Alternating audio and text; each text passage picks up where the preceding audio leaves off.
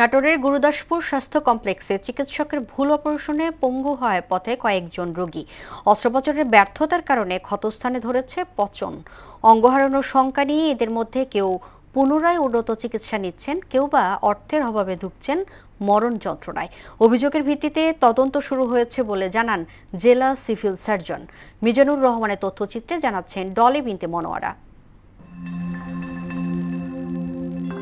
গুরুদাসপুর উপজেলার সিধুলি গ্রামের লালচান মোহাম্মদের স্ত্রী আনোয়ারা বেগম বাম পায়ে হাড় ভাঙা নিয়ে আসেন স্বাস্থ্য কমপ্লেক্সে। অর্থোপেডিক বিশেষজ্ঞ জাহিদুল ইসলামকে দেখান। চিকিৎসক ব্যক্তিগত জাহেদা ক্লিনিকে অস্ত্রোপচারের পরামর্শ দেন।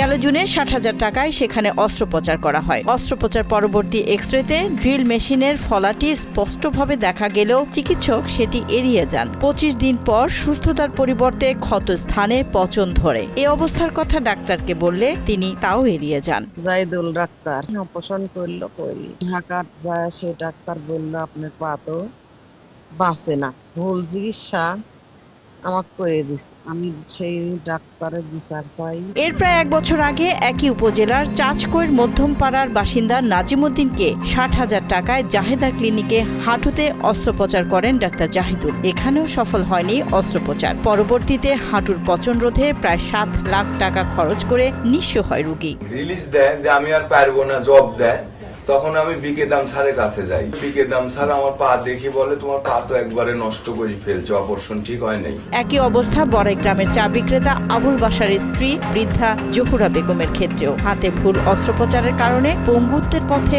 সেই রোগীও।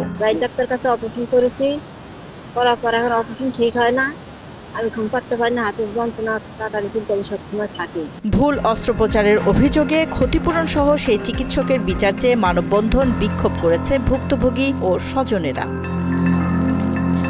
অভিযোগ অস্বীকার করে ডক্টর জাহিদুল ইসলাম বলেন, অস্ত্রোপচারে হাড় অনেক সময় জোড়া লাগে না, সেটা পুনরায় করতে হয়, আর এটা কোনো ভুল না। যেগুলো অভিযোগ উঠছে এগুলো আসলে অপচিকিৎসা বা ভুল চিকিৎসা নয়, এগুলো কমপ্লিকেশন অফ ফ্র্যাকচার। সর্বশেষ যদি জোড়া না লাগে, নন ইউনিয়ন হয়, অভিযোগের ভিত্তিতে চলমান তদন্ত শেষে বিভাগীয় ব্যবস্থা নেওয়ার কথা জানায় কর্তৃপক্ষ।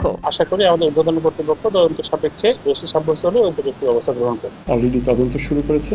আমরা আশা করি যে সেখানের সত্য মিথ্যা উঠে আসবে, সেখানে রোগী কতখানি ক্ষতিগ্রস্ত, ডাক্তারের কতখানি ভুল ছিল, এগুলো সবই উঠে আসবে এবং আমরা সেই অনুযায়ী ব্যবস্থা গ্রহণ করব। সঠিক তদন্তের মাধ্যমে অভিযুক্ত চিকিৎসকের বিরুদ্ধে কঠোর ব্যবস্থা নেবে প্রশাসন, এমন প্রত্যাশা ভুক্তভোগীদের।